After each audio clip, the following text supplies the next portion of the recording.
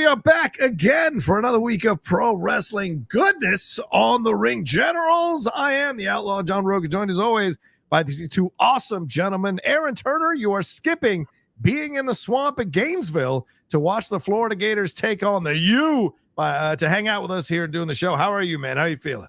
That's how much I love you people, because I could be there with one of my good friends right now. But I said, no, I've got obligations. And we got a Marshall game at 5 o'clock, so let's roll. That's right, the thundering I heard there. That's right, it's opening weekend of college football. Hello, you wouldn't know it by the way Florida State played last weekend. But yes, it is the opening weekend of college football. But here to join us all the way from D.C., Charm City over there. What's up, Chris Burns? How you feeling? You know, I'm taking in the vibes. I'm feeling good. I've been like winning money out here. I don't know what's going on. I don't want to jinx it, but I'm like, we're in the zone. We're kind of in the zone. So let's get this going. Wow. Respect, man. Respect. You're traveling all over the place. I saw your people getting Rams jerseys on your Instagram. What's that all about? Why are these comedians getting Rams jerseys? Do they need people to show up? What's the deal there?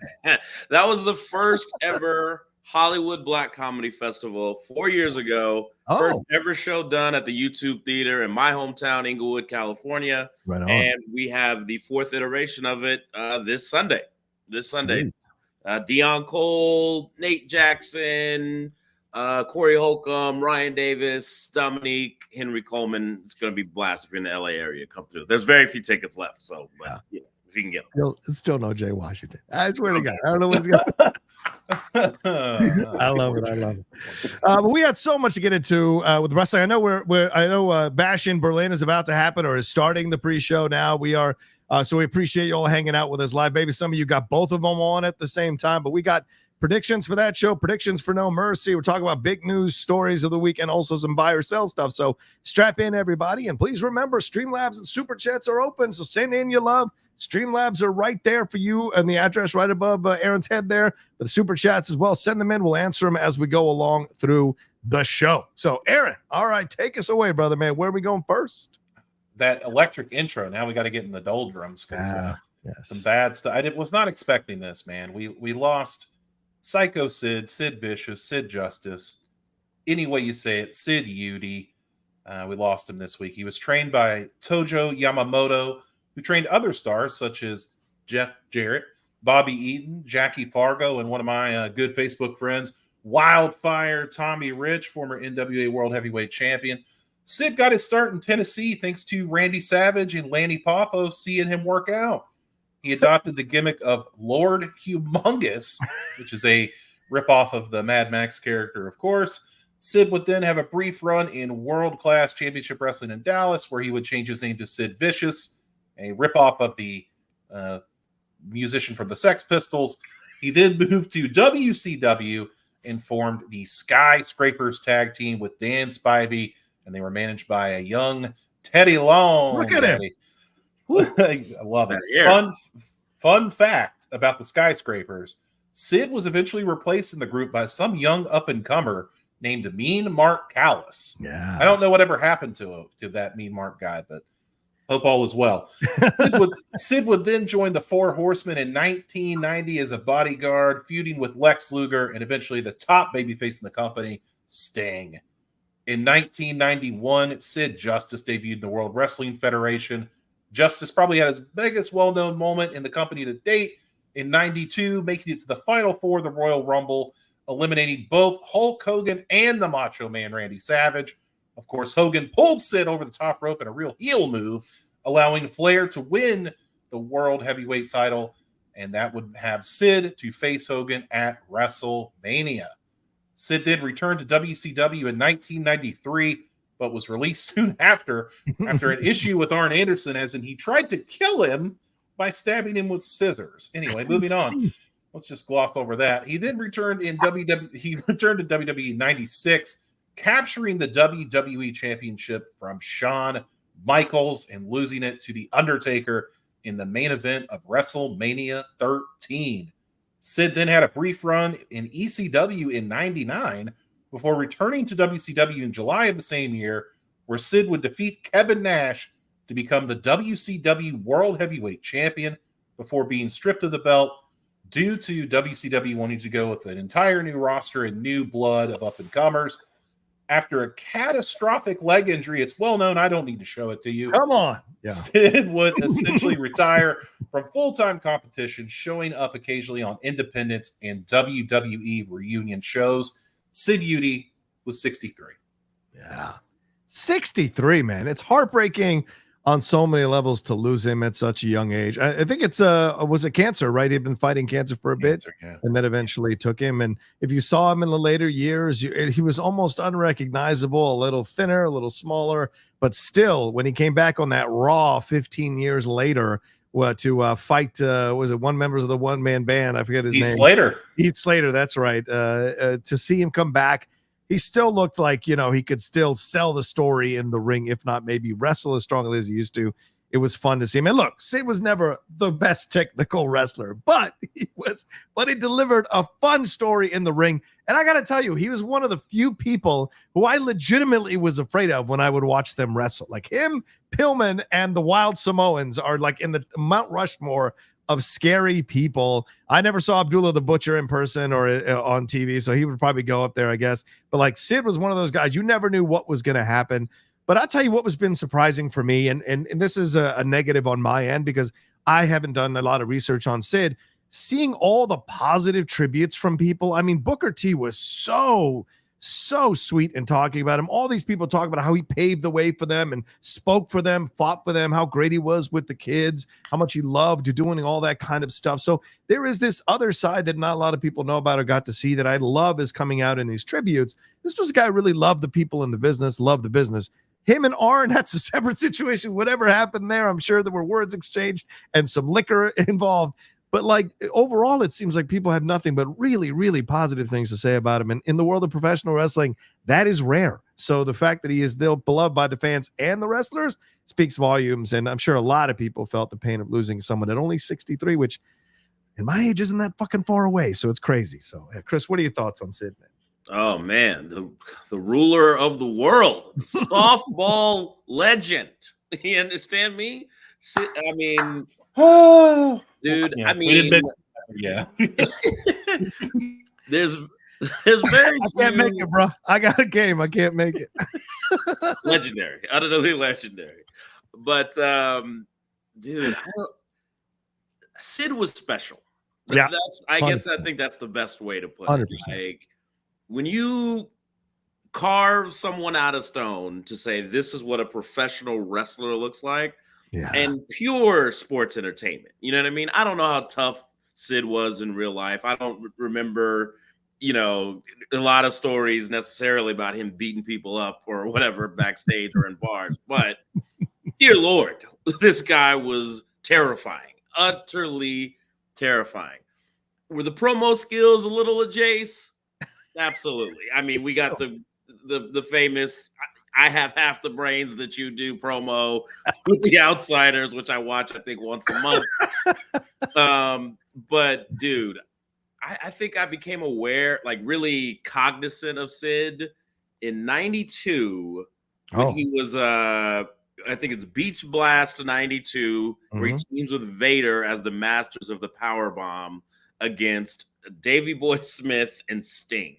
Yeah. And I just remember seeing dude, and he had the body glove, elbow pad, and I was just like, who is this monstrous? Like, I mean, Vader was scary enough, but this dude was smaller than Vader, like buffer than Vader. I'm like, and then ever since, I've just like kind of was enamored with the guy. So throughout all his runs, when he comes, then I love that years later, we can all agree that Sid was right about the Royal Rumble situation. Oh, he was the baby face at WrestleMania 8, brother. Yeah. But that run, the fact then going deeper into his catalog, realizing he was a 4 horseman. I didn't know that as a kid. Like, that's crazy. Just for a brief time. It was a very brief. Very brief time. Yeah. But dude, Sid, always believable. Always one of the guys that you could heat up at any moment. It doesn't matter, win, loss, record, whatever the hell, who pinned him, who didn't. You put that dude in the main event, you believe that he can win at any given time. The aura, the physique, the everything, just special, man. Rest in peace. I mean, 2 WrestleManias in his entire career, and both of them were main events. He only wrestled 2 WrestleMania matches ever, and they were both main events. That speaks volumes about him. Aaron, what are your thoughts on Sid Justice, Psycho Sid Eudy, brother? You know, of course, I saw the Royal Rumble. That's probably where I first saw him. And then he would just kind of come up, and then he would disappear. And you're like, what happened to that guy? And then he would show up, and man, when he came back and he was Sean's bodyguard against Diesel, I think, like, right, yeah, I was like, oh boy, we got big meaty men slapping meat here. But I remember, I'll tell my Sid story in a second. But I was rewatching the only Monday Night Raw that came to my little town in '97, the only time it ever came there, and it was Undertaker was the champion. This was post WrestleMania 13, and Sid had just gone away, probably softball season. He had gone away, and he came back on that Raw. It was his big return, man. He got a big pop. Like, I always say, like, in the 90s, Tatanka could have been the most overdude in the company. Like, if you go back and watch those, like, Superstar, dude, he's getting big pops. Yeah, he really was. Yeah, and I think Sid was the same way. Like, dude would just get a pop. Like, that music, man. Oh, the Psycho music. I can't play it for you, or I would, but it is classic. It is so good. And just every time you saw him, you weren't sure if he's like, is he going to hurt me very badly or not? And he would come to the ring and fist bump the fans, and I'm sure that hurt a lot. And the thing I honestly remember most about Sid is the traps. Dude had some traps. Yeah. And I think, like, everybody in the locker room was probably jealous of the Psycho Sid traps. And was he the most technically sound? No, he was not. Like Chris, I believe, alluded to. He didn't have to be because he had the presence. And you looked at that guy and you thought, yeah, he could probably hurt somebody if he wanted to. But my Sid story is when I was a kid, it was during him and Shawn Michaels feuding at a live show. My uncle was working security, and he kind of snuck me in the back room to meet Shawn Michaels. Nice. Because Brett wasn't there. He was hurt. And so I was going to meet Shawn Michaels. You're going to meet his biggest rival. Good job there. I was a kid. I didn't know anything, right? Meeting HBK. Like, that was the disrespect. I would not stand for it. Brett wasn't there, so I had to slide to meet somebody. He wouldn't know. But anyway, so I go to the back, and I'm all excited. There's Shawn Michaels, and there's his biggest rival at the time, Sid. Yeah. And they're laughing and throwing a football back and forth. And I was just like, what is happening? So I'm like 9 years old. I'm like, what is going on here? Yeah. And so that was probably a big moment in my life. But anytime Sid would pop up, I would always be happy. Like, one of the guys on that periphery that's like, a lot of people just like, he may not be your favorite. Like, oh, who's your top 5 of all time? May not be your favorite, but if someone said, what about Sid? You're like, oh man, I like Sid. And I feel like that's the same for everybody. So I normally on these things, we get all sad and somber, and, you know, we lost Scott Hall a couple of years back. We've lost a lot of people since we've started the show. Yeah. But I feel like this is it's sad for his family, obviously, but I have nothing but happy memories of Sid. I don't have any sad things to say about the guy. And I think that speaks volumes. Yeah. And a lot of people, or some people who close to Sid who posted stuff on social media said, like, don't grieve for him. Like, he was surrounded by his kids. He loved being with his grandkids. Like, he was happy when he left. Like, the cancer is terrible, but like, he was a happy man. Like, he wasn't a bitter, frustrated old wrestler who sat around, you know. He really, like, enjoyed his business. I think the thing is, this guy was 6'9" and 317 pounds, right? He walks into the Four Horsemen. I bet those fuckers tried to make him carry the bags and shit, and he wasn't having it. This guy was a star wherever he went, both in high school all the way through as an athlete. And so he is one of those guys who walked in and was like, no, we ain't playing those kinds of games. So it's not surprising to me that him and Arn went at it. Flair in his tribute even said, I know y'all know we didn't get along for a long time, but we hugged the last time we saw each other, and he called me champ.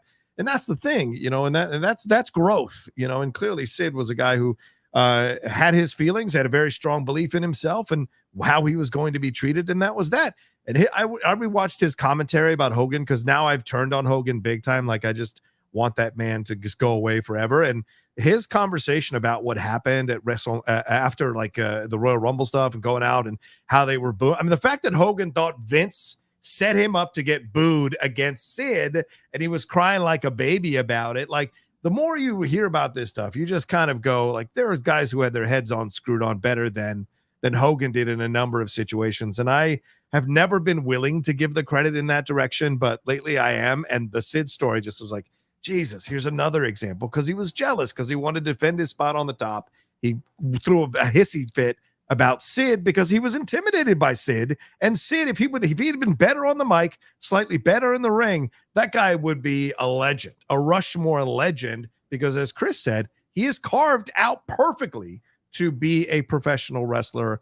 And it's because Vince loved the big guys, so just a shame that he has passed on, but his son thanked everybody for sending the messages and said, thanks to everyone for the uplifting words and love. This is Gunner Eudy. We definitely feel it. We have received thousands of messages and are grateful for every one of them. I don't have time to reply, but I have read them all. Thank you. And so we send our condolences out to the Eudy family and our respect to the great Sid in the sky there. All right, Aaron, where are we off to next, brother?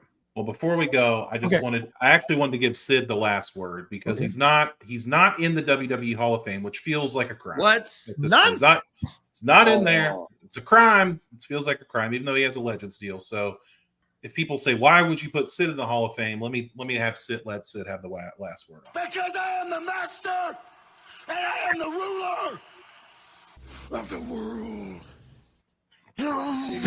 There you go. Yeah. Damn. I didn't know he wasn't in the Hall of Fame. Lex Luger isn't in the WWE Hall of Fame. Earl Hebner, Haku, Demolition is not in the Hall of Fame. Well, they had a lawsuit for a long time. So that's part of it. And Rick Martel. Stunning Rick Martel is not in the Hall of Fame. Rick Martel won't do it, but I do love Rick Martel, and he does belong there. All right. Let's move on. Where are we going, Aaron, brother man? We're going to Berlin, Germany. We're getting to the Bash in Berlin predictions a little early. So John, I'll run them down I got the match graphics. Run those.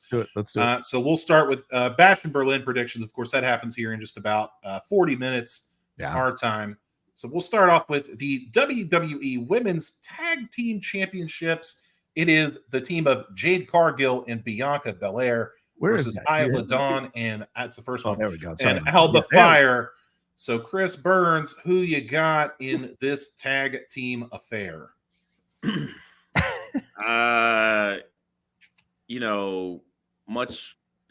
mind. I was gonna make an election joke, but I'm going with the black ladies on this one, of course. I mean, look, Alba and Isla, I actually am a fan of them as a team, but what is their run meant? I mean, I barely remember that they're the women's tag team champions for most of the time. So I'm just kind of like, I feel like it was a mistake to take them off Bianca and Jade in the first place. So just like, give it back. You know what I mean? Give it a little oopsie daisy and let's try again, because missed opportunity there. So let's maybe get it right this time. Yeah, I agree. John, what do you think? I think one or two things can happen. I think I lean towards what you said, Chris. I think Cargill and Bianca win it back. But if they don't and the ladies retain, then I think this is the breakup of Jade and Bianca, and we're on our way to WrestleMania with them going at each other. I know he wants Rhea and Bianca, and that'll be coming at some point, but I think this is the deal. Someone pointed out Jade's been in the company over a year now, and you can't think of one notable match, one notable moment that doesn't come with a mess up afterwards. So they have to do something. They have to see what they've got, and maybe breaking them up now in this situation puts a lot of heat on both of them, gives them a spotlight, and now fans can get invested and choose one side or the other. But that's what I hope happens, but I imagine Jade and Bianca will win. So it's actually pretty good. That's actually pretty good. Now I think about it, that's really good. I mean, the tag titles do nothing for anybody who has not a thing. There's never been a more cursed belt than the women's tag team title. It literally does nothing for anybody. Only Bailey and Sasha basically, except for when the goat had them. What about the Iconics? As I said, I repeat, greatest women's tag team champions ever was. Kayla Becker aside, I repeat my comment. Go ahead. I'm in agreement with all you guys. Well, actually, no, I'm not. I don't know why I said that. John got me on the path of thinking like Bash in Berlin's going to have a lot of titles that just stay where they are. Yeah. And a lot of matches that we kind of know where it's going to go, I think. This could be a place for some chaos. So, yeah, why not? Why not have Jade turn on Bianca? Or even more intriguing, Bianca turn on Jade. I don't know. Ooh. I don't think it'll work, but yeah, let's have Jade turn on Bianca. That could be fun. Yeah. I mean, she's a more natural heel. It makes sense for her to turn. Maybe Bianca is the one that cost them the match, and Jade just loses it, going like, "You've been holding me back, holding me down, blah blah blah." And Bianca's like, "What are you talking about? I've tried to help you." And so it's a perfect breakup between the two of them with egos involved. So yeah, I'd like that. All right, what's next? I can't believe we're doing it this early, but it's in there because it seems insignificant. The WWE Championship. It is Cody Rhodes, the champion, versus the reluctant challenger Kevin Owens. I'll take this one first. Okay. This is a Cody dub all day with Kevin Owens turning heel at the end. It has to happen. Yeah. What do you think, Chris? I mean, yeah, you're gonna put a cookie in front of the Cookie Monster and think he's not gonna take it. You know what I mean? This is Kevin Owens. He turns on his friends. That's what he does. You know what I mean? It's weird. So it's well documented. Cody wins for sure. That whole knee injury to add to the drama or whatever. Bupkis. Cody Rhodes. like Britt Baker's injuries. Anyway, yeah, I think this absolutely is a Cody Rhodes victory. Of course, they're not going to take the belt off and give it a KO for a couple of months or a month. But yeah, it'll be interesting to see how this goes down at the end. Who interferes, or does he turn heel on him fully? Who gets involved? There has to be somebody who gets involved in this match in some way, or this is like Kevin Owens when he fought Roman Reigns. He's just solidifying Cody Rhodes even more. I mean, he did that twice for Roman, so I wouldn't be surprised if this is a banger of a match that's just solidifying Cody even more as the top babyface. So we'll see. What do you got next? Should be a good one. Yeah. Next one we have is, oh boy, it is a strap match. A very angry Drew McIntyre looks to get another victory over One Bill Phil, Mr. Taylor Swift himself, CM Punk. John, who you got here? Let me tell you, there'd be no greater thing for me than to watch Punk win this one. I think, look, McIntyre won the last one, so I think it'd be fun to see Punk win this one. So I'm going to go with Punk. And McIntyre's been doing these junket interviews, and he keeps showing the bracelet. My brother Chris Killian over at comicbook.com interviewed him, and he pulled out the bracelet. So you're going to, as Chris just said, you're going to wave a cookie in front of a Cookie Monster and not expect him to go for it. I think Punk's going to take this one and shock the world, because this is a great feud. Keep it going. The way you keep it going is no one gets above the other one by too much, so that the anger is still there. And so I think Punk wins this one to keep it viable as a feud between the two of them. What do you think, Chris? Chris, you think CM Punk gets the dub here? Oh, you think we're not going to Hell in a Cell with these two guys? You think that's not happening? Yeah. Come on, baby. They're bringing Bad Blood back for a reason. Punk gets the win. We go to the cell. Come on, end the story. Yeah, I'm with you. I'll just keep it brief. It's got to be CM Punk. We got to do it. Moves the story along. Yeah. What do you think about the recent comments from Kevin Owens, where he said he is not friends with Punk? He hasn't spoken with Punk since he came back to WWE. Do you put a lot of stock in that, or is that just kind of him, shooting his mouth off or whatever? What did MJF say a couple of weeks ago? I don't have to like you to put you over. Yeah. So there you go. That's it. That's wrestling business. If that feud happens, that would be fun. Yeah. All right, what do you got next, Ben? All right, our next matchup is the Terror Twins, Damian Priest and Rhea Ripley versus that son of a bitch Dominic, and the women's world heavyweight champion. I don't think it's heavyweight. I'm sorry I said that. Liv Morgan in a mixed tag team match. Chris, you're a Judgment Day adjacent sympathizer person. What do you think is going to happen in this contest?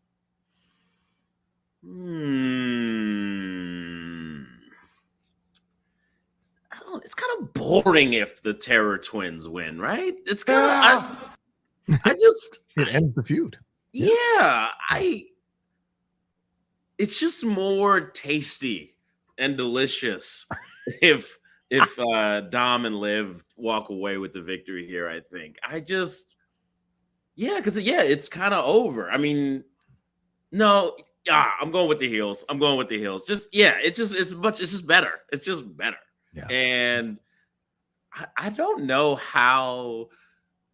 I'm no longer booing Dominic Mysterio, by the way. I'm just letting everybody know this. I am not. They say hate the player, not the game. You know, I say hate the game, not the player, and that's where I'm at. You know what I'm saying? This guy's problems, I would trade in just for any other human being's problems. You understand what I'm saying? This guy is married. You know what I'm saying? He's had Rhea Ripley lick his face. He has had Liv Morgan tongue him down on national TV. That is a baby face in my book. Do you understand me? Dom Mysterio and Liv all the way.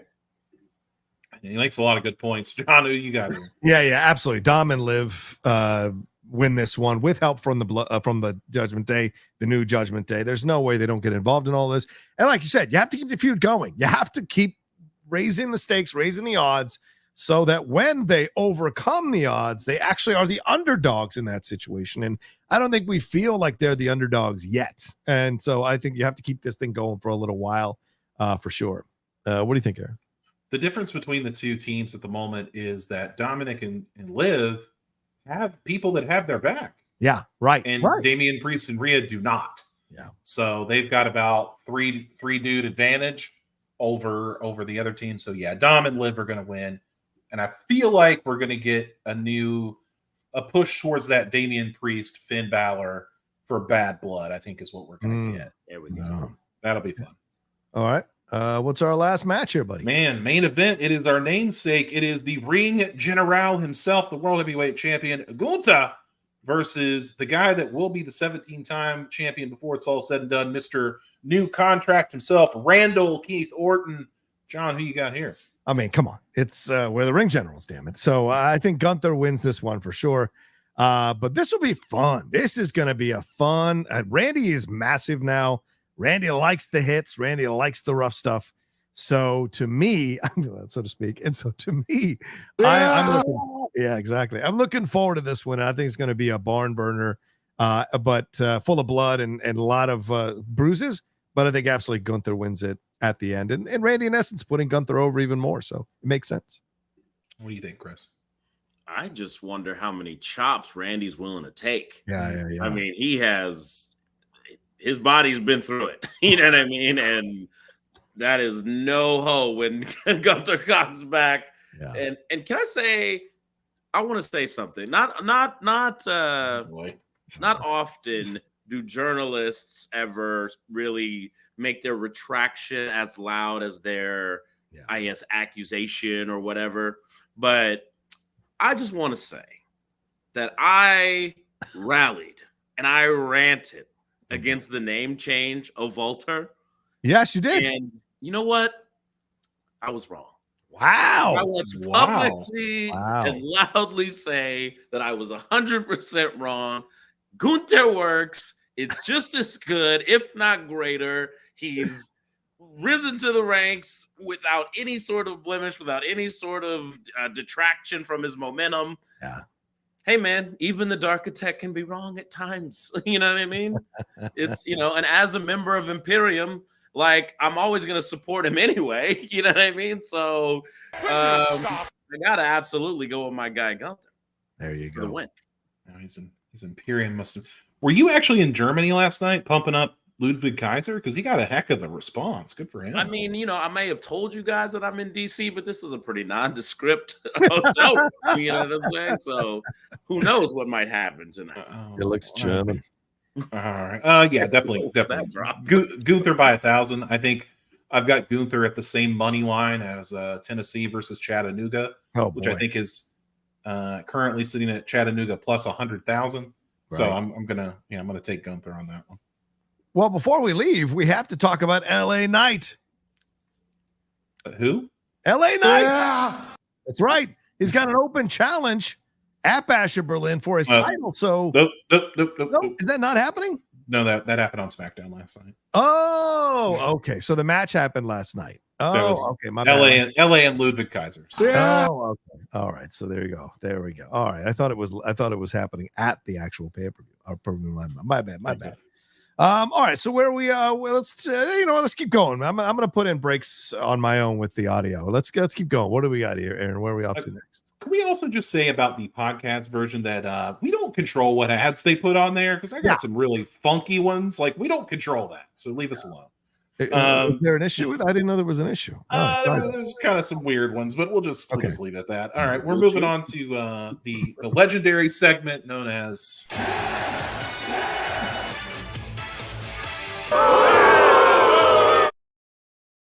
the original OG trademark segment of this show. Trademark. We're going to kick off with, by the way, AEW All In. I believe we all watched it because we're all texting back and forth. Great show from AEW. Had a lot of fun with it. So a lot of that is a lot of AEW stuff here. So let's get into it. Ricochet made his AEW debut in the Casino Gauntlet match at All In. And then this week on Dynamite defeated Kyle Fletcher in a match that had some misses and some hits, but we'll just leave it at that. So, John, I'll start with you. Buy or sell Ricochet as an impact player for AEW going forward? I'm going to need you to define impact player, because wherever Ricochet goes, he has an impact. So I'm going to go with upper. Will he win? Okay, how about this? Yeah. Would you consider him a world title contender? Sadly, I do not. I don't. Yeah, I guess I got to sell it. I don't see him being an impact player to win a title. Ricochet's comments recently talking about the jump, saying like, this was back in the past, traveling territory to territory with these wild guys. That was when I had the most fun being in pro wrestling. So this is great. He's going back to what he enjoys the most, which is this kind of roughhouse wrestling and who knows what's going to happen type of wrestling. And it's crazy. And it's going to be fun. There'll be high highs. And as we saw with the Fletcher situation, there'll be low lows, because the quality of talent isn't necessarily going to match Ricochet's quality of talent. So I don't think he'll be an impact. And the fact that they didn't even have him be a part of the ending of that match at All In, the final part of that match, I mean, surprises me to so many levels and makes me feel like, yep, here they go. We're paying you. We're going to use you where we use you. And that's that. And so I just don't think they're going to figure out how to make him as much of an impact player at this point. But, we will see. Maybe him and Kenny Omega, him and Ospreay would be real fun. So maybe down the road, there'll be some great feuds. But at this point, I don't have a lot of faith that he'll be an impact player. Chris, you think you buy or sell Ricochet as an impact player for AEW? Impact player, meaning he'll be like Just Incredible and Lance Storm? Sure. Whoa. Why that? I don't know. But no, as a world title contender, I sell it in this current form. The problem is they just imported Ricochet from WWE into AEW. Like, I don't know. You change the music, but let's change the presentation a little bit. Let's change the act a little bit. Let's freshen him up. Like, everything about him is still, here's a spectacle without any substance. You know what I mean? And they're already rushing him to Will Ospreay so they can redo the match that went all viral and everything. It's just like, if you were taking this seriously, not only would you freshen up the gimmick, but you'd keep him and Will away from each other. Everybody anticipated when they finally came face to face again. But already, first episode of Dynamite, who's coming out to save Will Ospreay? Ricochet. It's like, all right, bro. Like, it's just, I feel like they're just going to do a lot of hot shot matches with him, but no real storyline, no real repackaging. It's, no, I sell it. I gotta clarify something. Jared Dyer saying, why would Ricochet be involved in the main event? That's not what I meant, Jared. I meant in his match that he did at All In. He was not involved with the final section of the match where the winner got the pin. So I thought that was odd. Not the main event. I want to clarify that. So go ahead, Aaron. I mean, if you want to talk about someone who should have been involved in the main event, it'd be Hangman Page. But anyway, let's move on. I actually am going to go against the grain. I'm going to buy that. Wow. I think that Ricochet can be an impact player because we're going to get fresh matchups, and that's always a good thing. Yes, him and Ospreay have danced before, but I don't believe he's danced with the likes of a Pac, a Kenny Omega, dudes like that. So I'm ready to see some fresh matchups for Ricochet. He came in, he's bulked up. I mean, you can't get taller, but they can't really stop that. Right. So I think that Ricochet is going to get a fresh painted coat, and I think he will be good to go. I could see him beating a Darby Allin for the AEW title somewhere down the road, not right now, but somewhere down the road. I could see Ricochet as a top guy in AEW. Okay. All right. All right. Where's our next one there, Aaron? Oh, son. We had another debut / return. Not really a debut. It's a return. Jamie Hayter made her long-awaited return. Chris Burns, I believe, called that at All In Sunday on the pre-show, unfortunately, but whatever. As she took out Saraya and Harley Cameron. Hayter this week then beat Cameron on Dynamite. So, Chris, I'll start with you. Buy or sell Jamie Hayter as an AEW women's title holder in the next 6 months. 6 months. 6 months. Holy hell. World title or TBS title? Just a women's title holder. Man, I'm going to have to sell it. I just don't. Okay. First of all, why did they bring her back on the pre-show? I mean, come on, man. What are we doing? Yeah. Kick in the head right there. But luckily, it was close enough to the main start of it, I guess. I don't know. But weird move. But you got the Britt Baker match right there. You got it right there. Like, I don't understand. I don't like it. I don't know. So that to me doesn't indicate that they got big plans for your girl. Like, and like she's like slimmed down a bit, and I don't know what we got right now. You know what I mean? And Mariah May, they just really invested in Mariah May, boy, like big time. And you think what? You think Mercedes is going to drop the belt in less than a year to Jamie Hayter? I don't think so. So, it doesn't look good for the next 6 months for sure. John, you a hater? You on the Haterade train? You think Jamie Hayter could be a title holder in 6 months? I think Hayter is the second best wrestler in the AEW. I'm telling you right now, it's my honest truth here, man. I mean, I think she is a force to be reckoned with. I think she's gorgeous. She clearly went to the Becky Lynch school of CrossFit. As Chris said, she trimmed down, but she was an immediate energy as soon as she walked through that curtain. And yes, it was in Britain and she's all British and all of that, but it still was the fans who were going crazy for her.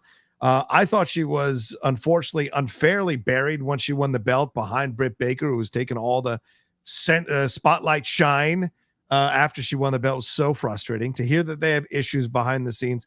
No surprise. Britt's always threatened by everybody. So I love the idea that she's back here, but I do not trust AEW to book her correctly. I don't trust Britt Baker to not worm tongue her way into Tony Khan's ear to bury Jamie in stupid feuds that don't elevate her. So I sell that she will have a belt in the next 6 months. Chris also very smartly pointed out neither Mercedes nor Mariah May are going to be dropping either of those belts anytime soon. So I can't imagine that happening. But I hope they book her correctly. I hope they give her some great feuds to jump into. I don't know who's out there just kind of roaming around. The Saraya thing. Listen, I love Paige. That post press conference losing her mind shit was so fucking terrible. And I was like, what are we doing? Like she's gonna go beat up on Saraya. Like this is nothing for Jamie Hayter. So she needs to be out with the top dogs having a battle. I hope they line her up against Mercedes. That could be a fun program between two very, very well qualified female wrestlers. And I bet Hayter could learn a lot from her too. So I hope that's the direction they go in. But no, I don't see her holding her belt in the next 6 months. But within the year, I hope so. I hope to hell she has a belt in the next 12 months.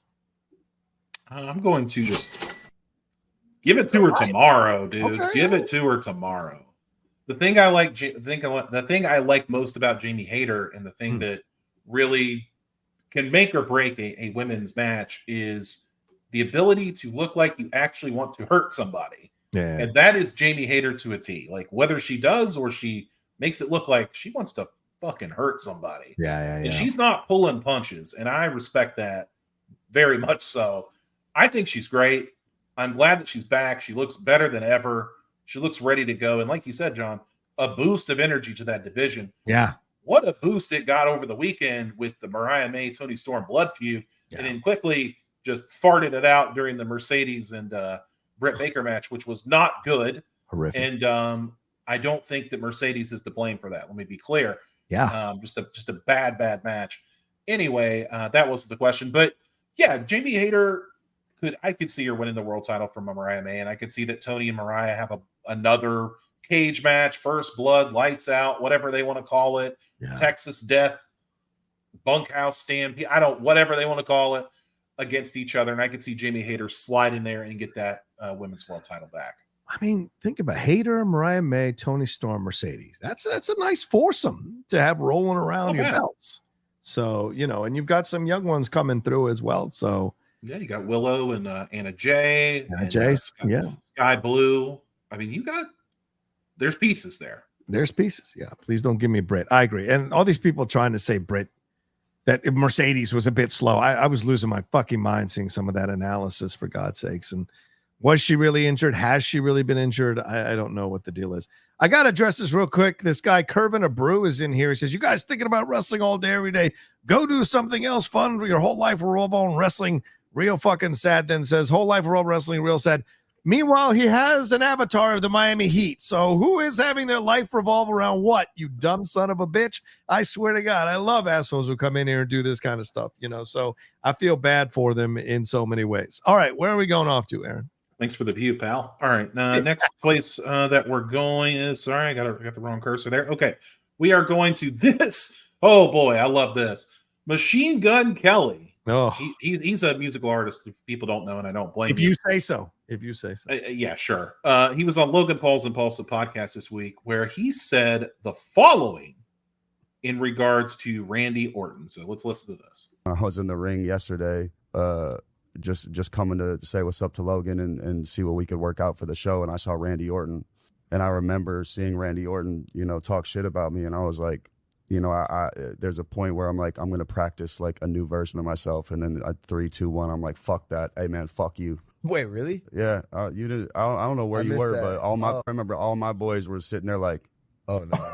Oh no. Is this real? What is this part of this? Okay. So John, buy or sell any of what Machine Gun Kelly said actually being true? Machine Gun would be a bunch of little BB pellets if Randy Orton wanted to fuck with him, if he wanted to. Like, this is some seriously dumb shit. Like, no offense to Machine Gun. Do your thing. You got your boys. You're a very successful artist.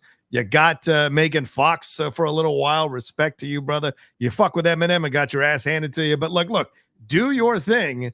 But don't be bringing Randy into your shit. Don't be stupid. I hope this is a storyline thing they're cooking up, because if this is real, you are one dumb son of a bitch, because Randy would absolutely dismember you without breaking a sweat.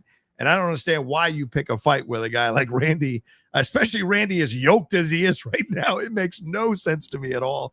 But, whatever, man. This is what happens. You let influencers in the door of your organization. They're going to start doing things and go into business for themselves. That's what they do. So, Yeah, I sell it. There we go. Sell it. Sorry, I think so. Yes. Chris, do you believe anything that Machine Gun Kelly is saying here? The only thing in wrestling that's real is the money and the miles. He's trying to get him Logan Paul, situation or whatnot. Like, MGK is what, 120 soaking wet? You know what I mean? You think he wants it with Randall Keith Orton, who has displayed on several occasions that he's not here for the bullshit? Not in any way. I sell it. Come on, get it out of here. Should mention that, even though I forgot to put the clip in there, Randy Orton did respond to this by direct tweeting Machine Gun Kelly and putting the Pinocchio emoji. So there you go there.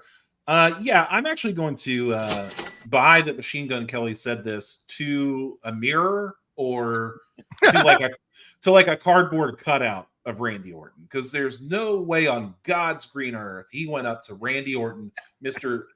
Nutella Traps, former Marine, and said "F you" to Randy Orton. No way on planet Earth did that happen. There's the tweet.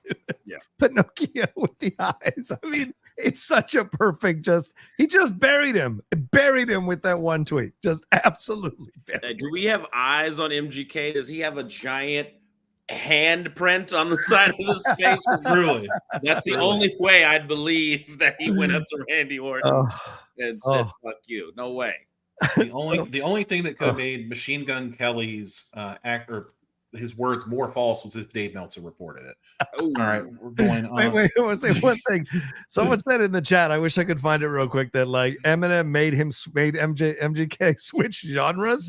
And someone said in the chat too, or in the response to Randy's tweet, be careful, Randy, you might make him switch genres again. That is perfect. Yeah. Perfect. Oh, anyway, Megan Fox left Brian Austin Green for this clown. Anyway, let's move on here. Where are we going, man? What's going on with Megan Fox? Anyway, all right. So John Moxley, going back to AEW here. John Moxley returned on AEW Dynamite this past week and offered a cryptic, can't talk, promo. One of the lines seemed to have driven the internet kind of crazy. Moxley said to Tony Schiavone in ring that this was not his company anymore. A lot of speculation is this line was directed at Tony because he's the senior producer in AEW. And this could be a spot for one Shane McMahon to assume that role. That is the hot rumor. I should also mention that later on in the show, looks like Moxley is teaming up with Marina Shafir, of all people. Yeah. So, John, I'll start with you on this one. Buy or sell Shane McMahon coming to AEW and being an executive producer to usher in a new era? Here comes the money. Yeah. Listen, I would love to have it happen. I'm buying it right now. And I'm telling you, there's a great feud. Moxley versus Shane is a great feud, whether it's in the ring or verbally. So I love this idea. Moxley needs some fresh blood, needs some fresh angles, fresh storylines. Him versus Shane for control of the company. That is awesome. I love this idea. Moxley, in a way, sliding in a de facto way into the Cody Rhodes position, having him go toe-to-toe with Shane would be a lot of fun. And wouldn't it be fun to have someone overlooking or questioning Shane's decisions? And we do know in AEW, sometimes these motherfuckers go into business for themselves on those promos, Hangman Adam Page. So I would look forward to this one. So I'm going to buy it, and I hope to God it happens, because that excites me on so many levels. Yeah. Chris, I know we talked about it a couple weeks ago, but now it seems like it's getting a little closer to becoming a reality. So buy or sell Shane McMahon in AEW. I'm going to give you my fear. Okay? I'm going to give you my fear. All right. It has been no secret, and it's been so obvious how AEW has this weird obsession with WCW. And it seems like they try to emulate a lot of things that they do. This promo felt not the gravitas, but felt very NWO-ish, where it was out of place. And it's what do you mean this isn't your company anymore? Wrong Tony, first of all, John. Yeah. I apologize. Yes, I apologize. Yeah. Not you. I'm talking about Moxley. Oh yeah. All right. Fair point. So it's wait a minute. Are they implying that Shane is teaming up with former WWE guys to take over? Oh, an invasion angle. Oh, and that's what we're doing. That could go really fun or really bad. So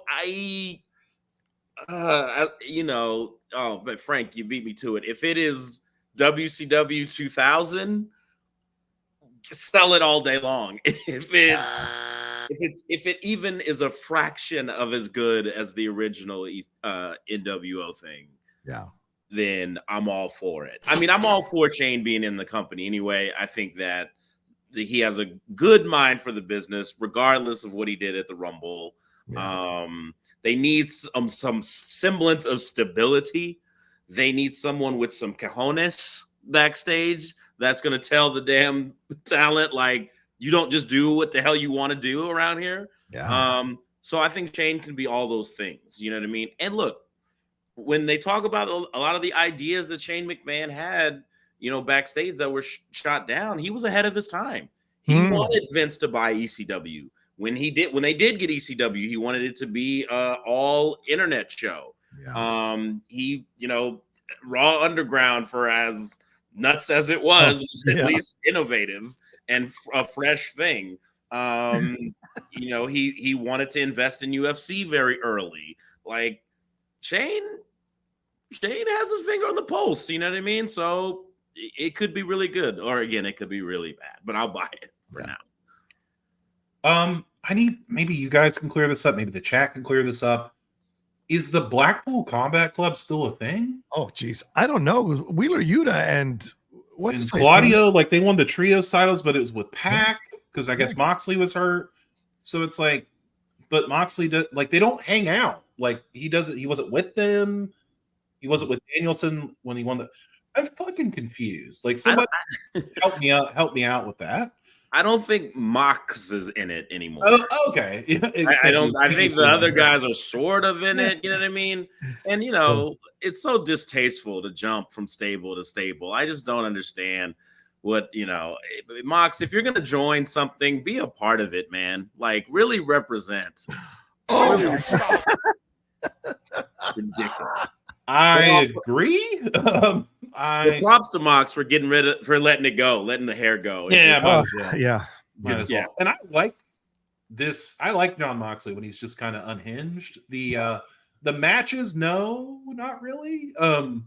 Marina Shafir in whatever group they're doing, no thanks. Oh God, no, thank you. But she did look intimidating, so I'd rather put Jamie Hayter in there. But if you're going to have Shane there with a group of ex-WWE guys, if that's what you want to do, I know of 3 dudes that just got let go that could make quite an impact, and that would be MVP, Shelton Benjamin, Bobby Lashley. Ooh. Could be put a real quote-unquote hurt on somebody if you wanted to. So if we're going to do something like that, I'm going to buy it.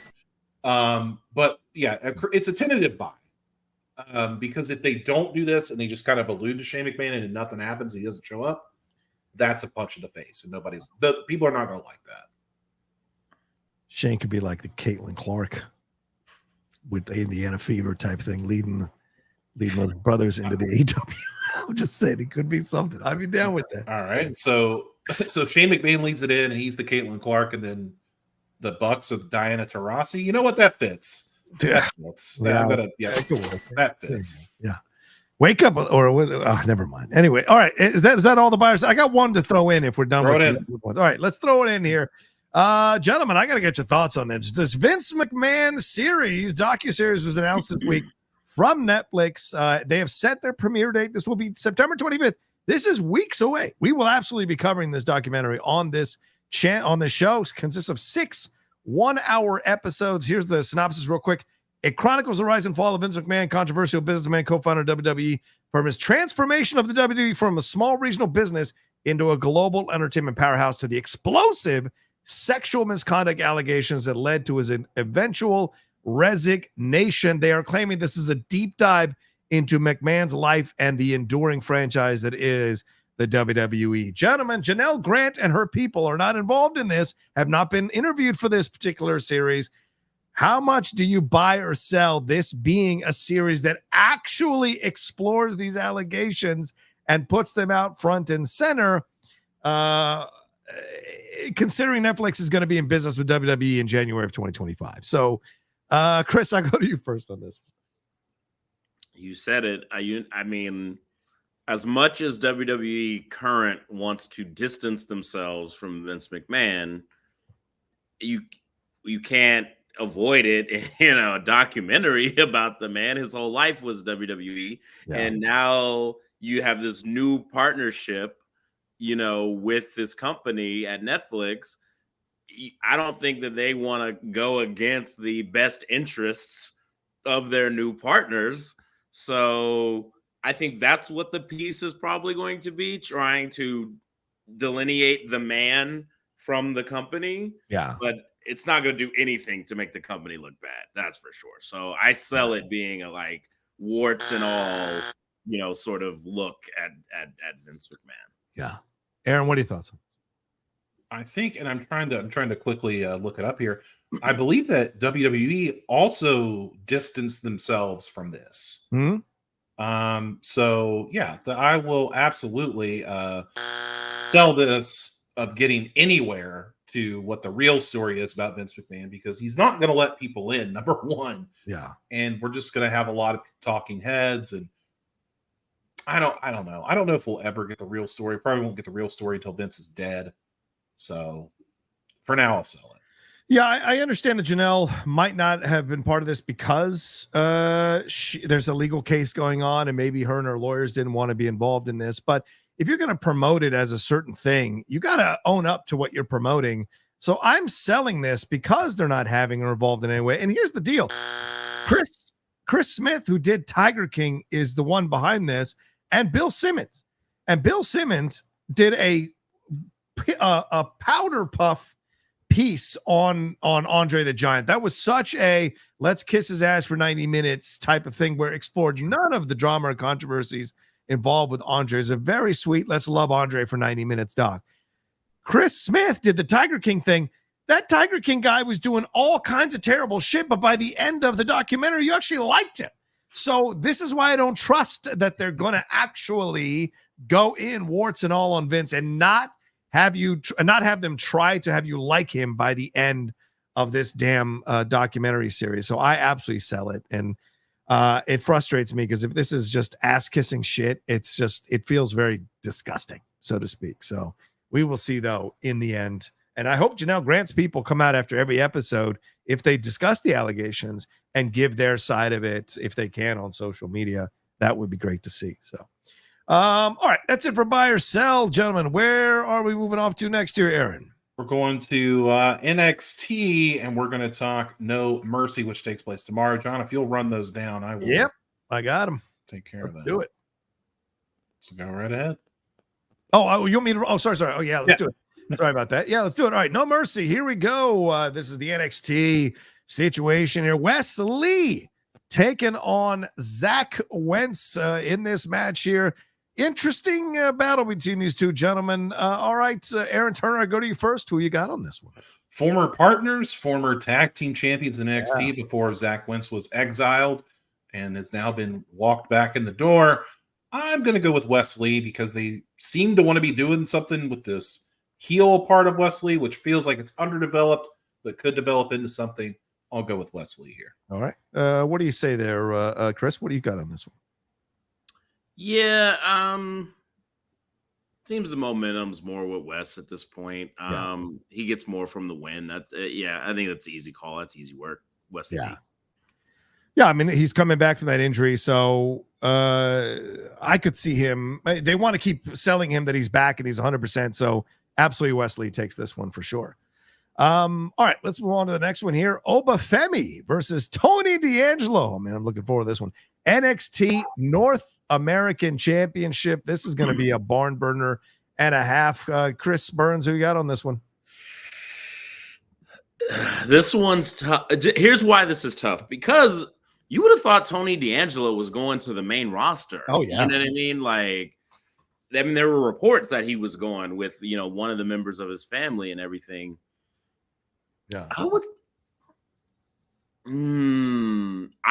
My heart is with Obafemi, of course. Like, I love him being a dominant champion and all, but this could actually start a real story. Yeah. If he loses the title. And, Shawn Michaels, what would Shawn Michaels do? What part of Shawn Michaels' history can he put into this? Yeah, that's what I'm thinking about, right? So I don't know. Is Obafemi going to lose his smile? He may. He may. I'm going to shake it up. I'm going to go Tony D'Angelo for the win. The Don. Okay. What do you got there, Aaron? What are you feeling? I know it may not look like it on paper, but I'm going with this. Big meaty man slapping me. Hello. We got some big dudes going at it. Tony D'Angelo is no small man, but compared to Obafemi, everybody is small. I'm going to go with Oba. He's been so dominant. That match he had with Otis a couple weeks ago was really, really fun and kind of showed a different, a more vulnerable Obafemi. But I think he's going to be quite possibly the longest reigning North American champion. We might see another Keith Lee situation where he wins both the NXT title and the world title at some point. Yeah. So yeah, I'm on the Oba train. Okay. I'm gonna go with D'Angelo, Tony D'Angelo. And I'll say this because, as Chris just said, he was on the cusp of going to the main roster, right? So something must have happened here, right? Something must have derailed that for whatever reason. Usually where there's smoke, there's fire on the jump up to the main roster. So I think they maybe want to see a little bit more from him. So how do you do that? You have him win a belt and go on a little bit of a run as the champion there to see how people respond and how he does with the strap. So I think he absolutely wins this match. And look, Obafemi's not going to lose anything by losing this match. So they could go into a program that could go back and forth for a bit. But I think Tony winning it just to see what they've got, to see if they want to jump him up, makes all the sense in the world at this point. So all right, let's move on to our next one here, and that is Kalani Jordan taking on Wendy Chu for the NXT Women's North American Championship. This one is fascinating. I'm going to go with this one first. I'm going to take Kalani Jordan to retain on this one. I mean, she just got the belt at that 6-woman ladder match at Battleground in June, and of course, Chu has been fighting with her since then. But it's still too soon for her to get the belt taken off of her yet. Unfortunately, she's up against someone like Wendy, who's given her as good as she's getting. So people are maybe on the fence about this one, but I think she keeps it for a little while longer, and somehow they keep this feud going. What do you think, Chris? Yeah, I mean, there's been barely a run to speak of for Kalani yet. I think that it's just, it's kind of one of those, it's kind of one of those matches that don't have like the most hype. So it's almost like this would be an interesting place to have a shock title change. But I think that's better for the Obafemi match. So yeah, I'm going to go with Kalani here. And Aaron, you said the Ob train. It made me hear it in the Godfather cadence was the train. I know. Feel free. That's not trademark. You can use it. I will also go with Kalani Jordan here. I think the best thing so far about this rivalry is that Rosemary showed up. Oh yeah, on NXT this week, which was fun. She's great. Like you said, yeah, Kalani's had the title for a really short time. This could be a good one. Wendy Chu, they're so hot or cold on. Yeah, she's got a new gimmick which is working, I guess. And Kalani's eventually going to move on to bigger and better things. And like her man on the main roster, Kalani don't miss. So it's gonna be a good one. There you go. All right, the NXT Tag Team Championships are on the line here. Ridge Holland and Andre Chase taking on Axion and Nathan Frazier. Aaron Turner, back to you. What are your thoughts on this one? Who is taking this one? Well, Chase U is often a dysfunctional family, but so are Nathan Frazier and Axiom. I don't see those speedy guys winning the titles back, so I'm going to go with, and this is the only time I'm going to do this today, going with the U of Chase. Sorry, I just hit the microphone. Going with you, Chase U, to win. All right, Chris. This is a crazy one. What do you think on this one? I think everything is possible in this one. What do you think?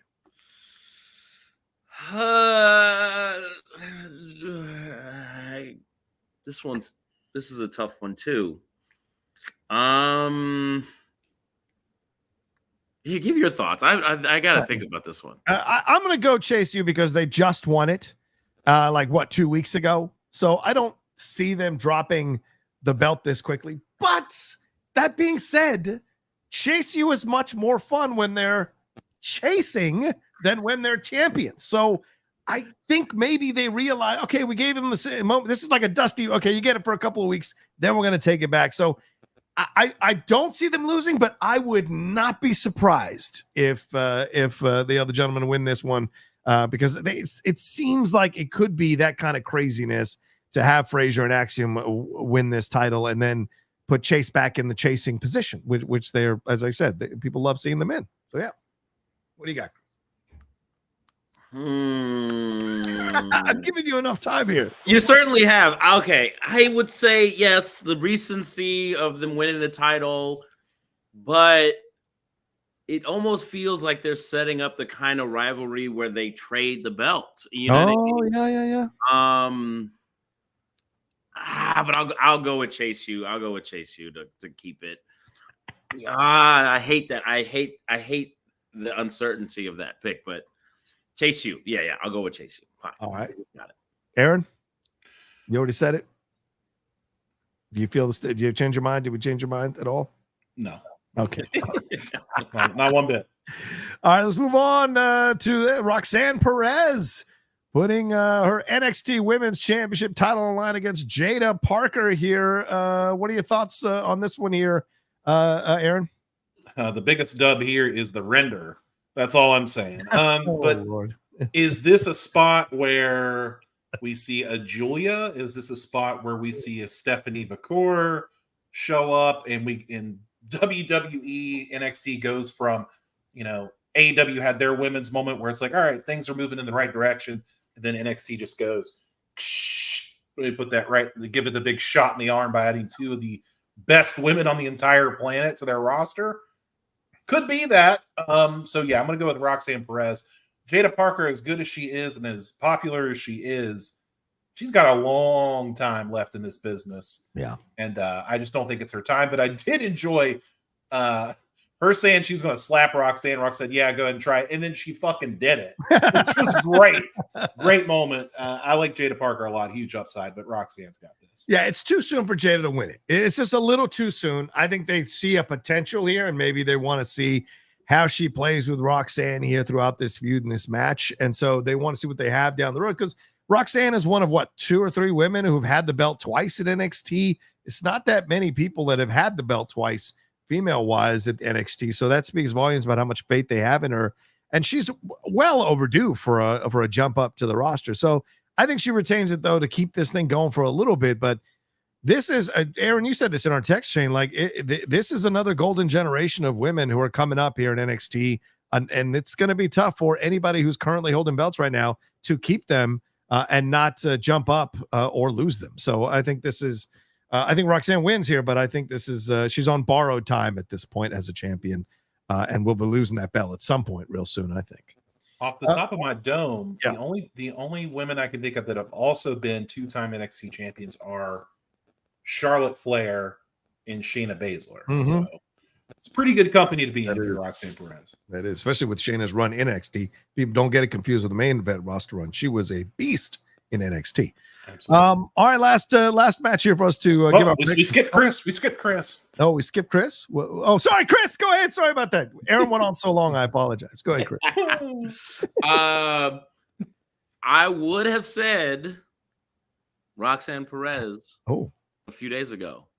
Then when the taste got slapped right out of her mouth, Slap the shit out of her. I said, pull the damn trigger on Jada Parker. Hey, Miss Parker, get it going. This to me is the opposite of the Tony D'Angelo situation where it's like, oh, wait, I thought he would have probably gone to the main. Well, I guess if he's still here, give him a belt. But Roxanne don't need a belt. Roxanne is quite established as the gold standard of the women's division there. She needs to go to the main roster and get that going for herself and see how she acclimates there. Jada has all the heat in the world, all the momentum in the world, all the upside in the world. I say do it. I say give it to us. Wow, baby. okay. I say give it to us. Why not? Why not? Come on, HBK. Come on, HBK. Ooh, Let's go. Roll the tape. Slap taste out of her mouth. Do it. Bam!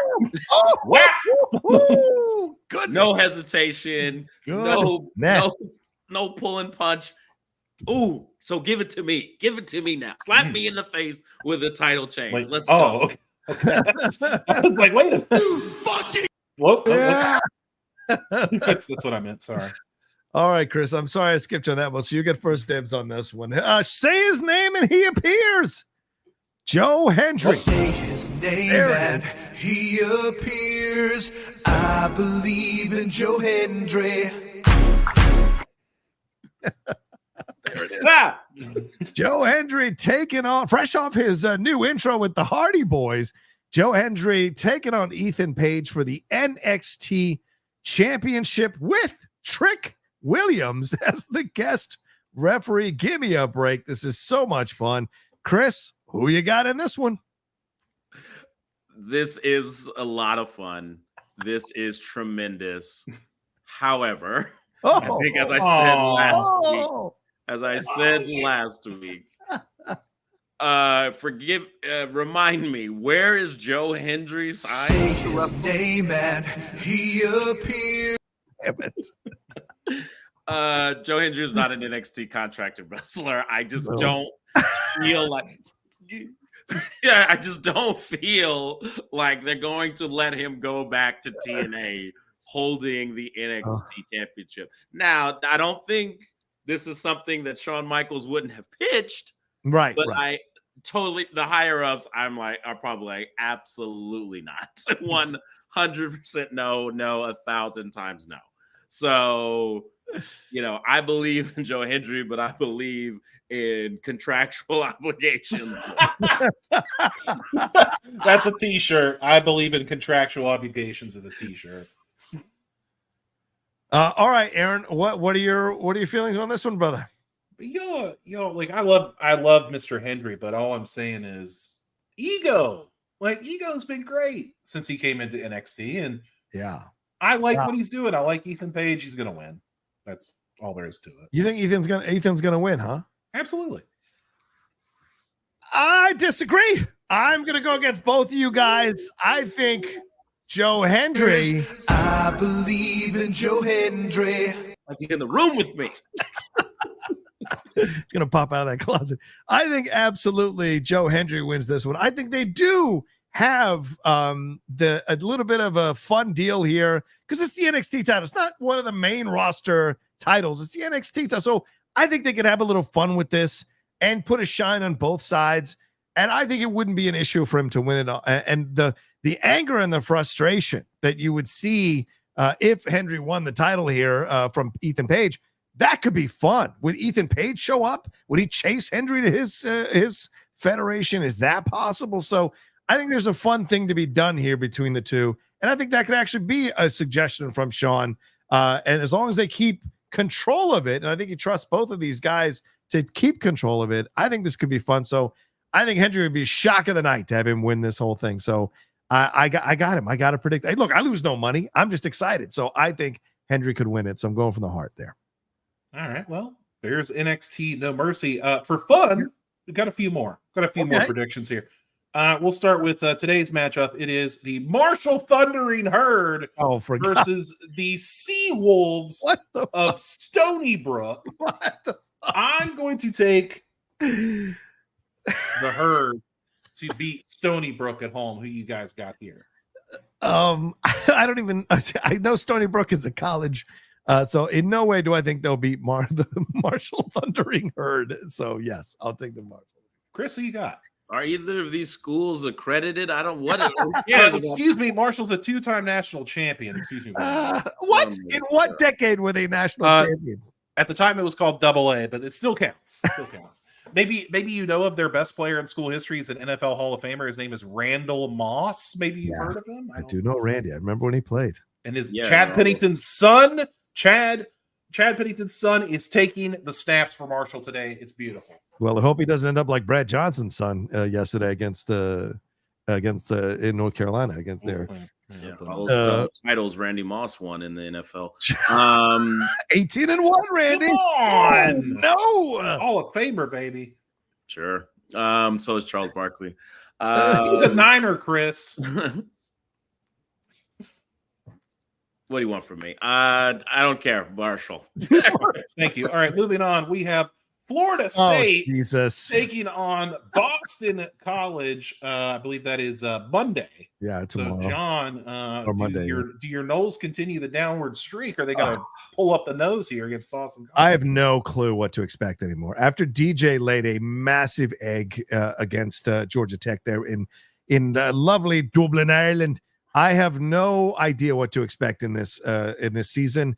This guy, 13 out of his 19 passes were for 5 yards or less. That is not what you want in college football.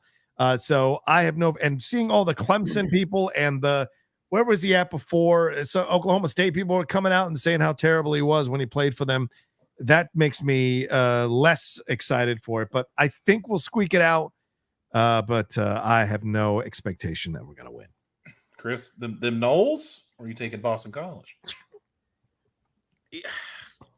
This is you're talking about football that comes on like way too early in the day. I don't know. I don't watch. I'm the opposite of the West Coast bias where they don't watch it because it's late for them. This is too early.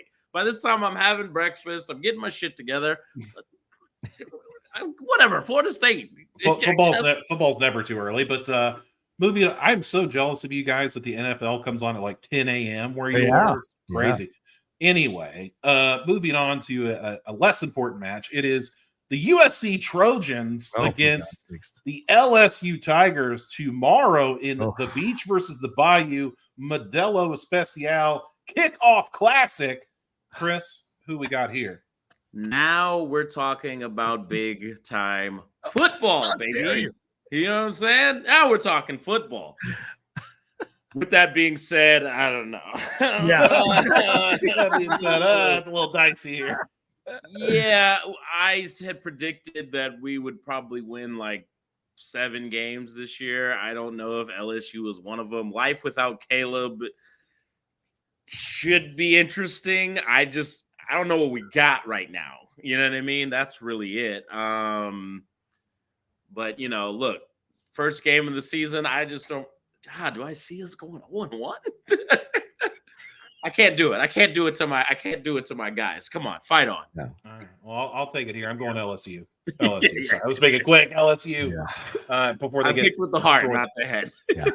I'll take LSU. I got LSU as well. I never trust USC for anything the last few years. So LSU has been a strong program, and I like what Chip's doing down there. So I go LSU. I would also just like to say that, yes, we know Bash in Berlin is happening. We also like football, so leave us alone. Yeah. Unlike that one guy with the comment that says we all watch wrestling. We do other shit, too. Just saying. Zeno Hour, fuck you. FSU bitch Simone the entire offseason, only lay a stinker in Ireland. Yeah, okay, sure.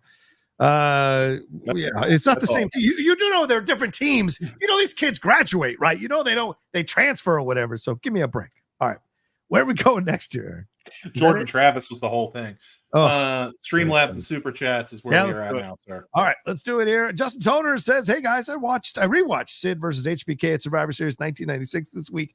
Great match and wild to see the crowd turn on Sean and pop for Sid winning the title. RIP, and I hope he goes into the Hall next year. First of all, Justin, thank you. Second of all, I rewatched that match as well, and I thought it was bullshit that they shit on him winning the title by having Sean caught up with his outside advisor and what happened to him. It really took attention away from Sid. So I thought that was bullshit. But other than that, it was great to see Sid winning the title. Gentlemen, what are your thoughts on? It's exactly what we talk about. Sid just had a captivating thing, man. You see him in the ring, you're like, this guy's cool. You know what I mean? And Sean was transitioning away from the Jose Lothario thing. Like, you know what I mean? Yeah. That iteration of Sean is like the weakest one, in my opinion. So, but of course, he's going to put on a great match. He's wrestling Shawn Michaels, for God's sakes. Yeah. So, classic match, classic scenario, put Sid right on top. Good stuff. Yeah, I hope he goes in the Hall too. That's why I love that we have access to the WWE Network and things like that, because we can go back and watch some moments from these. Is that where Sean hit him with the camera? Or is that the rematch? Yeah.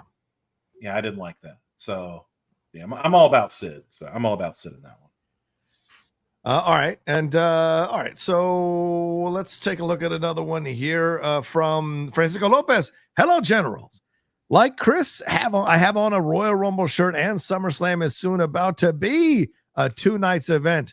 One, do you like some? Oh, look at that. There you go. Nice little Nash action.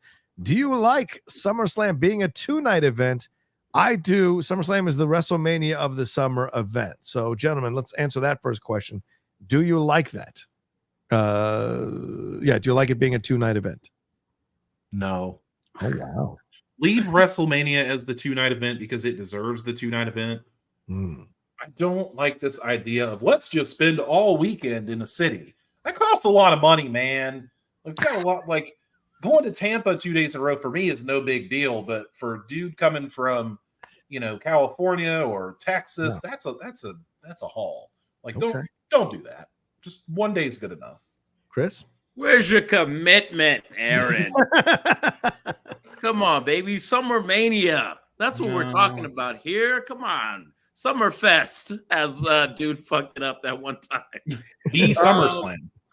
SummerSlam 2 days. I'm all about it, man. I mean, Cleveland didn't really make a whole lot of sense to have SummerSlam in my opinion. And I think next year it's in another place. It's not necessarily Indianapolis. Yeah, another place not necessarily synonymous with summer vibes. Let me get to Indianapolis for the great beaches or whatever is going on there. I honestly think SummerSlam should always be a West Coast thing. That's just my bias. What? Wow. I love it. 2 days. They've made it the second biggest event of the year, which used to be the Rumble. Which, by the way this company's going, I wouldn't be surprised if the Rumble ends up being 2 days and the women's is on one night and the men's is on another. Who knows? The roster is ever expanding. So is the money. So we'll see. SummerSlam should always be in Florida. Just wanted to throw that. Always in Florida. Yeah. I like the idea of a 2-night event. But I agree with Chris. Like, you got to pick better cities if you're going to make it a 2-night event. Because it's not just WWE, or it's not just the SummerSlam. You've also got to throw in an NXT event. So it's like that whole weekend, you're pretty much booked. So you got to make it in a city people want to be in and want to stay in. I see all this drama going on around WrestleMania. It may not be in Philadelphia, maybe in London. There's all craziness going on. So it's you want to pick cities that people want to stay in for more than a few days. So I like the idea of it being a 2-night event. Just pick better cities. Yeah, Francisco Lopez says freezing. Yeah, exactly. Like Minnesota. Should the Royal Rumble be a 2-night event? I don't, because I think the Royal Rumble is perfect big night one event. Yeah, I think one is fine. I think SummerSlam and WrestleMania 2, you start going more, then we're becoming the college football playoff that now has 18 people that can play for the fucking title, and it makes no sense. So. I'll jump in here. Sorry, Aaron. He blew my mind. Go ahead. Yeah, actually, Aaron, you go ahead, bro. Comment about the college football playoff. Just spell that. What in the world are you talking about? Everybody gets in now? Come on now. That's the idea, John. Participation trophies next? What's next? It's going to be so chaotic. It's going to be worth it. You're going to have like Jacksonville State playing Florida. It's going to be wild. Anyway. Nobody. No, leave it at one night because the Royal Rumble's good that way. I don't know if you guys know this, but if you go to those WrestleManias and long weekends, it's fucking exhausting, man. Like, I'm almost 40 years old. Give me a fucking break. I can't go to all these all the time. Leave me alone. Newsflash, the world does not revolve around you, Aaron Turner. Fair enough. I'm just for myself, please. Hey, man, I'm a lunatic. Give it to me. Maybe because I travel so much and I'm just used to being in a different town all the time. And if there's some wrestling going on, baby, let's freaking do it. It's a couple things. It's good for the economy of the city. True. It brings so many people in. And I mean, honestly, maybe unpopular opinion, but now that there's 2 Rumble matches on a specific PLE, it's taken a little bit of the luster out of it for me. Yeah. Like, I used to go to the Rumble. We couldn't wait for the Rumble match. Now it's like, oh, man, that Rumble match was fun. Holy shit, we have another one to deal with. And so it's like doing it on 2 separate days. I think that I actually think that sounds like fun. That sounds like a lot of fun for me. I'm going. I'm doing the 2-night thing, baby. I'll be here for the 3rd night. Give me the next the 3rd night. Yeah, all right. Now you got too far. Their night is essentially Raw. Francisco Lopez is my Bash in Berlin predictions. Rhodes, Jade and Bianca, The Terror Twins, Punk and Gunther. My No Mercy predictions are Lee, Chase You, Jordan, Femi, Perez, and Paige. You got a few of those wrong there, Francisco. We will see though when this happens here today and later on. Tommy Tom says Chaos Theory. Any thoughts that with the MJF Britt Baker drama, maybe just maybe that was why her match had to follow his and Ospreay's? It was a dead spot for whoever had to follow them, and I can't think of any other that would have survived that spot. Yeah, I guess, but you're also fucking Mercedes, who you just brought over and made a big deal about and put the belt on. So maybe, but also, I don't know. What do you guys think? Would it be, do you think this was done on purpose, that she was booked after MJF and Ospreay on to bury her a bit? Not on purpose. Yeah. I think that what should have happened is Mercedes and Britt should have been before Tony and Mariah, because that match, oh yeah, match had a lot of juice, literally and figuratively. Yeah, it was. I think it delivered. To be honest with you, I thought it was pretty great. That was the problem. I would have probably inserted Jack Perry and Darby there to kind of like everybody was up, and then we can kind of like this match is chaos. Yeah, and so I would have slotted that there. It's not the sabotage; it's just that the match sucked. Like you could have put it anywhere; it would have been a dud. Yeah, Chris, your thoughts? Yeah, I think they booked it there on purpose, but not to bury it. I think it was supposed to be like somewhat of a palate cleanser because the women's match is a different look.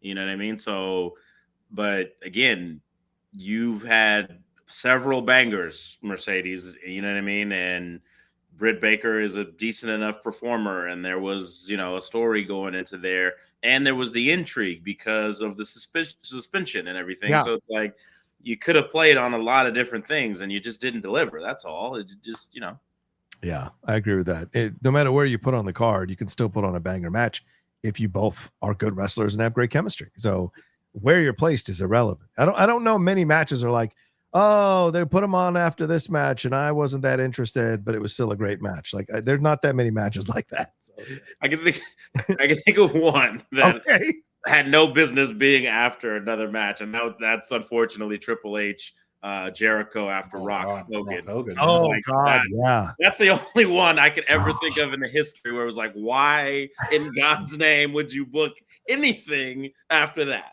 Like that's insane. Point. But whole nother. That's a great point. I want to give a shout out to Ricochet, who recently gave some love to his lady Samantha Irvin there, imitating the Buddy Matthews Hump Day post there for him and Rhea Ripley there. So shout out to Ricochet in that situation there. But I got to ask you guys about this situation, and that is some people are speculating that Samantha Irvin, she has removed WWE from her from her description here on her Twitter. Ricochet went over. Is there a possibility that Samantha may be coming over at some point? Okay, all right. Just a quick question. Just want to know, do you think it's possible? I